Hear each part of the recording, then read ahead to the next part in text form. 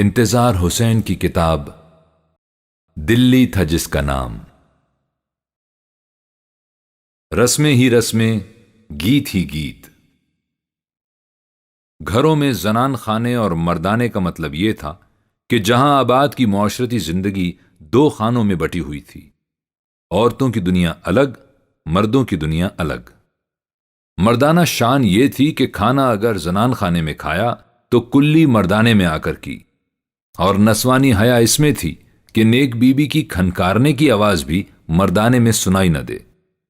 ان اوقات میں بھی جب مردانے میں کوئی غیر مرد نہیں ہوتا تھا، گھر کی کسی بیوی کا قدم اس طرف نہیں اٹھتا تھا۔ ہاں، اگر محفل مشاعرہ گرم ہو یا ایسی ہی کوئی تقریب ہو تو چکوں کی درزوں میں سے ادھر جھانکا جا سکتا تھا۔ مردانے کی آبرو دیوان خانہ تھا۔ دیوان خانے کا کیا خوب نقشہ تھا!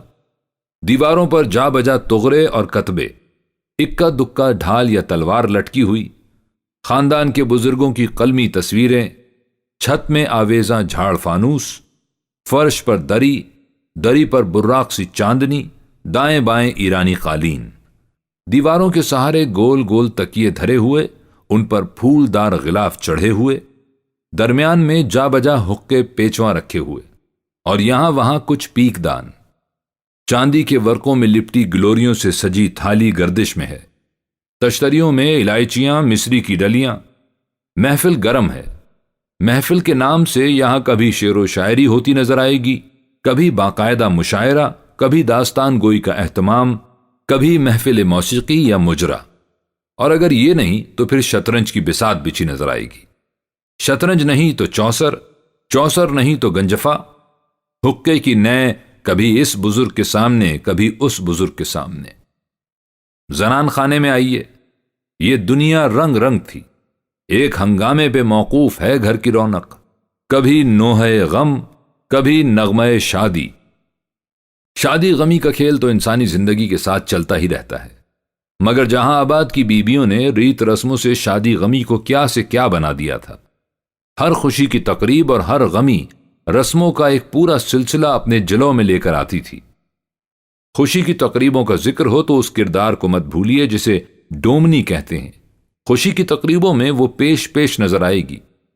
ادھر دلہن مایوں بیٹھی، ادھر ڈومنیوں نے ڈھولک بیچ میں رکھ گانا شروع کیا۔ ناجوری گھونگٹ کھول، گھونگٹ میں تیرے چندر بست ہے، لال لگے انمول، ناجوری گھونگٹ کھول۔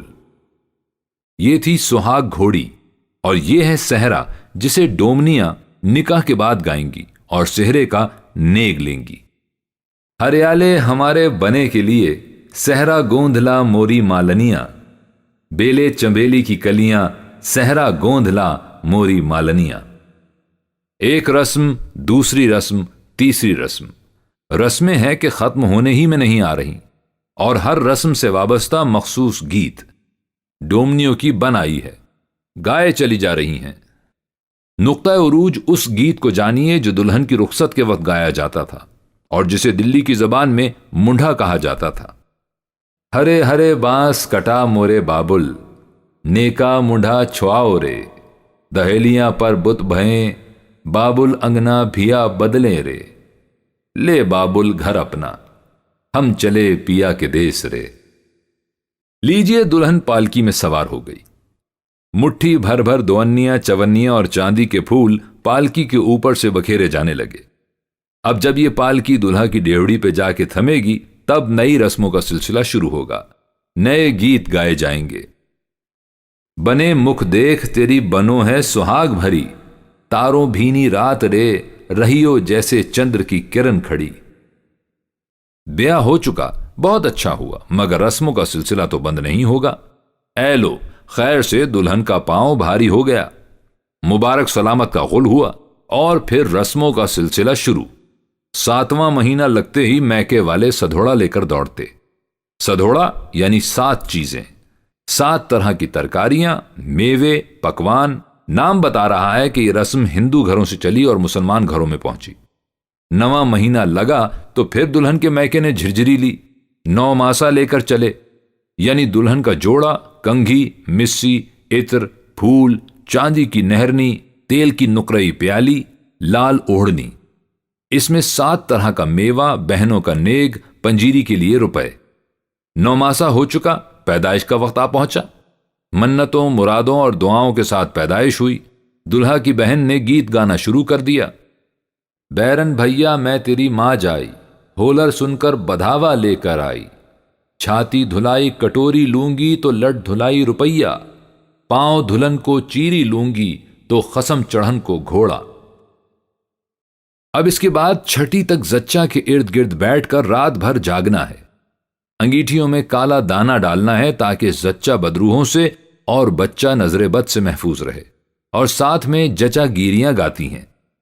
آج جنم لیا میرے راج دلارے نے، پالنا بناؤں گی۔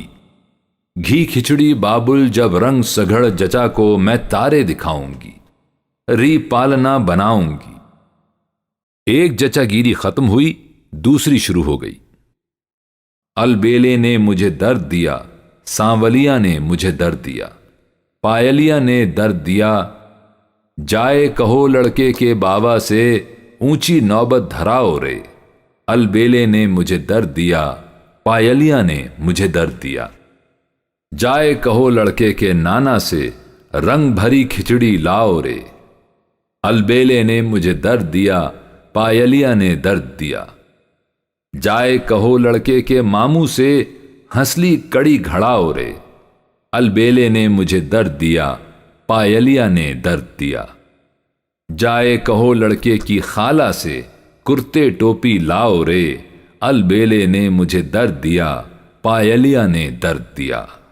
جائے کہو لڑکے کے باوا سے، بھانڈ نچاؤ رے۔ البیلے نے مجھے درد دیا، پائلیا نے درد دیا۔ چھٹی ہوئی، چھٹی کی رسمیں ہوئیں، مگر ایک رسم اور ہے جو شام پڑے ادا ہوگی، تارے دیکھنے کی رسم۔ شام ہوئی، دالان کے آگے چوکی بچھائی گئی۔ زچہ بناؤ سنگھار کے بعد بچے کو گود میں لے کر برآمد ہوئی۔ 2 عورتیں ننگی تلواریں لے کر دائیں بائیں چل رہی ہیں۔ دائی آٹے کی چومک لے کر آگے آگے چل رہی ہے۔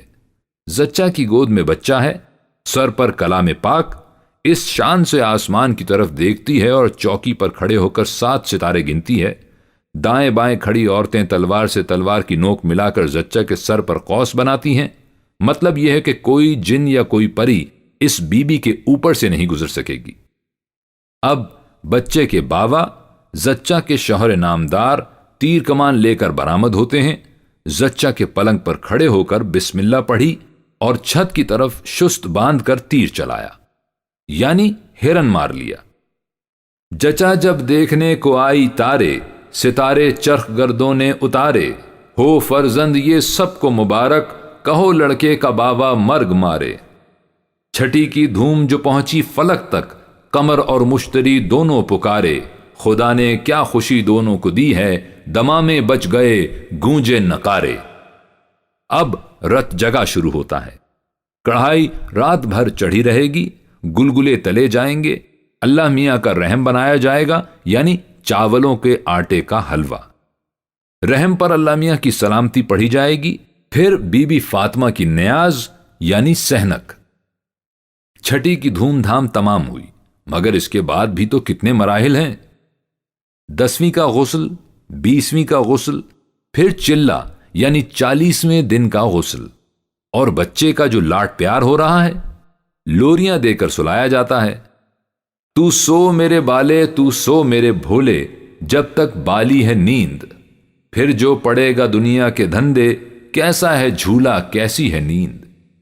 تو سو میرے بالے، تو سو میرے بھولے، جب تک بالی ہے نیند۔ آ جاری نندیا آ کیوں نہ جا، میرے بالے کی آنکھوں میں گھل مل جا۔ آتی ہوں بیوی آتی ہوں، 2-4 بالے کھلاتی ہوں۔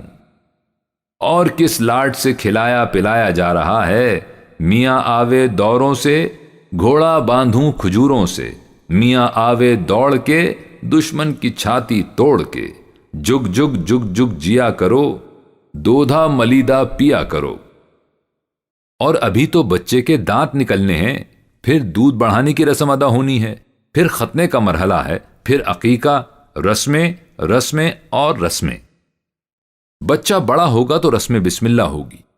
چاندی کی تختی یا ٹکلیوں دار لال کاغذ پر پہلے بسم اللہ پھر اقرا باسم ربک الذی خلق لکھ کر بچے سے پڑھوایا جائے گا۔ اور ہاں، جب مسیں بھیگنے لگیں گی تو مونچھوں کا کونڈا ہوگا۔ اس رسم میں لڑکے کی مونچھوں پر گھسا ہوا سندل روپے سے لگایا جائے گا، سوئیوں پر نیاز ہوگی، عورت مرد سب کھائیں گے، مگر لڑکی ہوئی تو بیوی کی سحنک ہوگی جسے صرف عورتیں کھائیں گی۔ مگر ابھی تو صرف مسیں بھیگی ہیں، آگے پوری زندگی پڑی ہے۔ مہد سے لے کر لحد تک رسموں کا کتنا لمبا سلسلہ ہے۔ آدمی کبھی سفر میں ہے، کبھی ہجر میں، رسم کوئی نہ کوئی ہر صورت میں۔ سفر پر نکلنے لگے تو گھر والوں نے قند میں رکھ کر امام ضامن کا روپیہ دائیں بازو پر باندھ دیا، دہی کا ٹیکا ماتھے پر لگایا، پور بھر دہی چٹا دیا، گھر سے قدم باہر نکالا تو پیٹھ کو آئینہ دکھایا۔ مطلب یہ کہ جس طرح جاتے کی پیٹھ دیکھی ہے اسی طرح آتے کا منہ دیکھیں گے۔ سفر سے واپس آئے تو رشتے کنبے والوں کی طرف سے تیل ماش، صدقے کے ٹکے، جلیبیوں کے کونڈے آنے لگے۔ ایک خوان میں ماش، اس کے بیچ میں کڑوے تیل سے بھرا بادیا رکھا ہوا اور خاص دان کے صدقے کے پیسے۔ سفر سے آنے والے نے تیل میں اپنا منہ دیکھا، پھر اڑد کے 2-4 دانے اس کے اندر ڈال دیے۔ تیل حلال خوری کو گیا، ٹکے غریبوں میں تقسیم ہوئے۔ اس کے بعد دیدار پیر کا کونڈا۔ یہ دیدار پیر کون بزرگ ہیں؟ بس دلی کی عورتوں نے کسی ایسے پیر کا تصور باندھ رکھا تھا جو سفر پر جانے والوں کی صورت دوبارہ دکھاتا ہے، مگر ایک سفر تو وہ بھی ہے جس سے واپسی نہیں ہوتی۔ اس سفر، یا کہہ لیجئے کہ سفر آخرت کی اپنی رسمیں، اپنے توہمات تھے۔ آخری وقت میں زندگی کے لیے کیا کیا جتن نہیں کیے جاتے تھے۔ دعائیں تو خیر ہوتی ہی تھیں، مگر کچھ ٹوہنے ٹوٹکے بھی تو ہوتے تھے۔ بکرے کی کلیجی صدقہ اتار کر اور سری کو سندور لگا کر چوراہے میں رکھوا دیا، بیمار کے سرہانے پیسے رکھ کر بچوں میں تقسیم کر دیے۔ صدقہ خیرات، دعائیں، منتیں، مگر آئے وقت کو کون ٹال سکتا ہے؟ جانے والا چلا گیا۔ اب پسماندگان رسمیں ادا کیے چلے جا رہے ہیں، کفن دفن سے سوئم تک اور سوئم سے چہلم تک۔ مگر سوئم کو اس تہذیب میں سوئم کہاں کہتے تھے؟ تیجا یا پھول، اور چہلم یعنی 40واں۔ یہ رسمیں تو معاشرتی رسمیں ہوئیں، مگر اور قسم کی رسمیں بھی تو تھیں، مذہبی رسمیں، موسمی رسمیں، عید بقرعید، شب برات سے وابستہ خوشی کی رسمیں۔ محرم اپنے جلو میں غم کی کتنی رسمیں لے کر آتا تھا۔ شب برات دلی والوں کے حساب سے مردوں کا تہوار تھا۔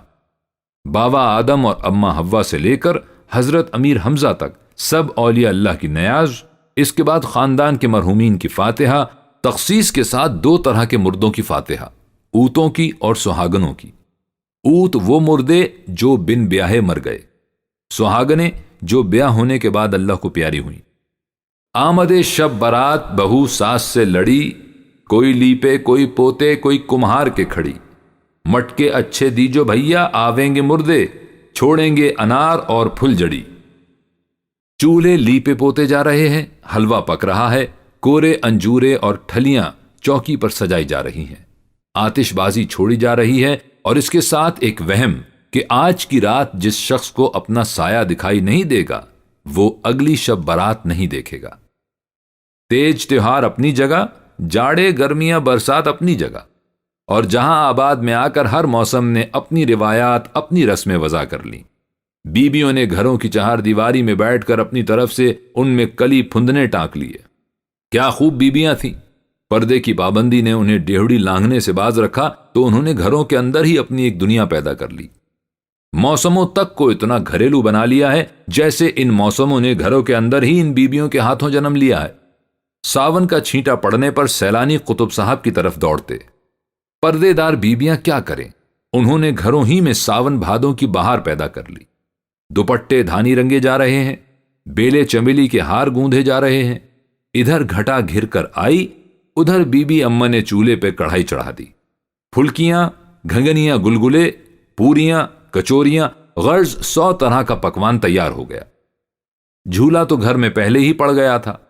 لڑکیاں بالیاں جھولے میں بیٹھ کر پینگے لے رہی ہیں اور گا رہی ہیں، ننی ننی بوندیاں رے ساون کا میرا جھولنا، ایک جھولا ڈالا میں نے اموا کی ڈار پر، لمبی لمبی پینگے رے ساون کا میرا جھولنا، چھوٹی موٹی سوئیاں رے ساون کا میرا جھولنا۔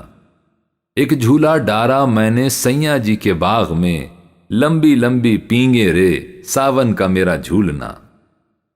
ادھر برابر کے گھر میں بھی جھولا حرکت میں ہے، آواز آ رہی ہے، برسے کاری بدریا میری چنریا بھیگی جائے، چنریاں بھیگی جائے راما، لال رنگ کی اوڑھی چنریا ہائے بھگو دی رے، میری چنریا بھیگی جائے، پئیاں پڑوں میں باکے چھیلا، لیجو کنٹھ لگائے، چنریا بھیگی جائے۔ اور کہیں برہ کا گیت گایا جا رہا ہے، رم جھم چلیں پھوارے، گھر گھر گھر گھر بدرا چھائے، ہائے سخی میں کس کو بتاؤں، مورے پیا اب لگ نہیں آئے، چھائری اندھیاری ہر سو، کوک رہی ہے کوئل کوکو، بول رہا ہے پپیہا پیہو ہو، پیا بن مورا جیا گھبرائے، ناچ رہے ہیں تارے گگن میں، بیا کل ہے من مورا لگن میں، اپنے پیا کی راہ تکت ہوں، مورا پیا موہے ترسائے۔ اور خیر یہ تو امیر خسرو کی لکھی ساونی ہے، کتنی برساتیں بیت گئیں، یہ اسی طرح شاداب ہے۔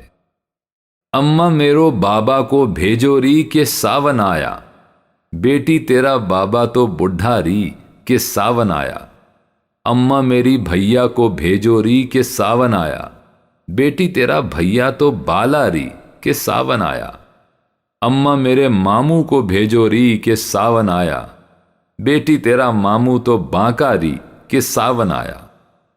ایک آواز باہر گلی سے بھی آ رہی ہے، سرولی آ گئی ہے مہرولی کی، یہ پھیری والا ہے جو آم لے کر آیا ہے۔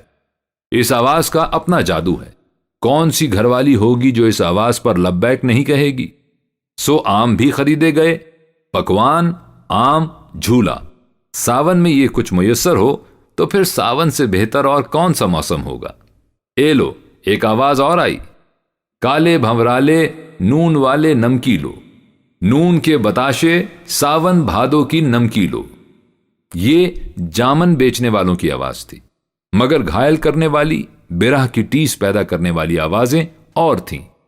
پپیہا کی پی کہاں، کوئل کی کوکو، مور کی جھنکار۔